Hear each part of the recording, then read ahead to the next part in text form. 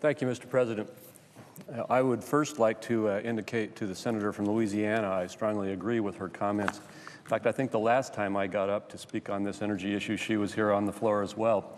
And I share her sentiments about the need for us to continue to focus on developing a rational national energy policy for our nation.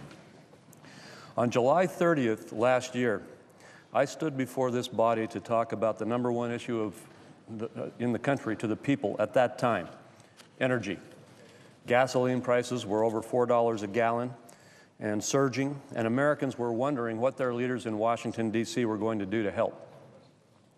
I placed tremendous faith in the opinions and ideas of Idahoans, and so in early July, I asked my constituents to write to me and tell me what they thought we ought to do, and to describe to me what the impact of our failure to have a reasonable national energy policy was having on their lives.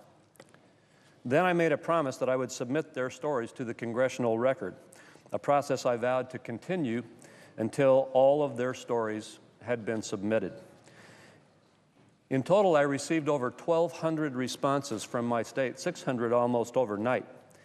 And it's taken me nearly 10 months to get all of these stories entered into the congressional record due to the requirements of the congressional record limitations as to how much can be submitted each day. But today I submit the last of those stories, and I want to share with you what we have learned. I received touching stories from Idahoans about how they've been negatively impacted by higher energy prices. And the stories indicated that high energy prices had impacted every aspect of their lives. Idahoans had to cut back on family time. Many were unable to visit elderly relatives and had to cut back on family activities together outside of the home, like sports or music lessons. But those were just some of the less serious challenges that Idaho families faced. Many had to cut back on their home repairs, their air conditioning, and their contributions to their retirement plans.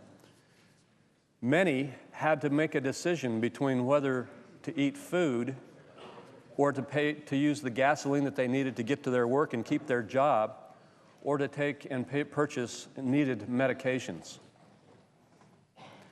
I can remember one telling story of a young mother telling me how she and her husband had started eating much less so that their children could have enough to eat, and they could still have enough gasoline each week to get to work and keep their jobs. Many of their stories were heart-wrenching. Many talked about losing their jobs, about being forced to relocate, or to make decisions between, as I indicated, purchasing gas or eating their next meal. Many reduced their expenses, cut their luxuries, and found ways to economize. But the dramatic increase we experienced last year brought Idaho families, as many in other states, to their knees asking for help. They offered explanations about what has happened and offered links to various publications and videos that they found helpful. They attached photos of their circumstances. They sent legislative resolutions from national, state, and local entities to remind us that other legislators around the country were interested in finding solutions to this issue as well.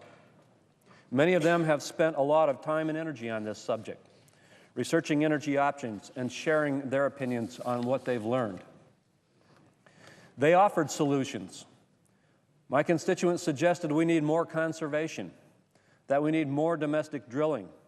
They wanted more public transportation and more nuclear power options. They pushed for additional renewable and alternative energy sources and research.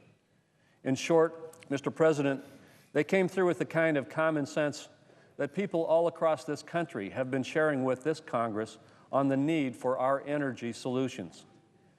They want us to be less dependent on petroleum, and they want us to be less dependent on foreign sources of this petroleum. And they want us to have a broad, diverse energy base of renewable and alternative fuels, including a strong support for nuclear power. But above all, they were angry at Congress for not dealing with the issue of high energy prices. They couldn't believe that the country had been through an energy crisis before, but that Congress still has not managed the issue and come up with a solution. Idahoans expressed frustration with partisan politics and the inability to move past the age-old arguments and reach a consensus on comprehensive energy policy. Many said they were grateful that I had asked for their thoughts. So I come before you today, Mr. President, to echo my constituents' comments and concerns about our energy policy and to offer solutions. Today, as I stand before you, we are no closer to a comprehensive energy policy than we were last July. Yet economic indicators point to a rally in the crude oil prices. Oil is now above $58 a barrel, and gas prices are the highest they've been in 6 months. We don't need a repeat of last summer. We need to work together to craft a comprehensive energy policy that promotes our domestic security and creates American jobs while providing energy at the lowest cost possible to our consumers. The key to our energy future is to take a balanced approach that includes domestic production, conservation, renewables, nuclear, and alternative fuel development. And I'd like to conclude my remarks by repeating my constituents' desire for the kind of bipartisanship that can transform this country's energy policy. I welcome the opportunity to work with all of my colleagues on this issue, and I encourage us not to allow us to get into another energy crisis like we faced last summer, with Congress having failed to take the important steps that it can take to help America become energy independent and become a strong supplier of its own energy resources. Thank you, Mr. President. I yield the floor.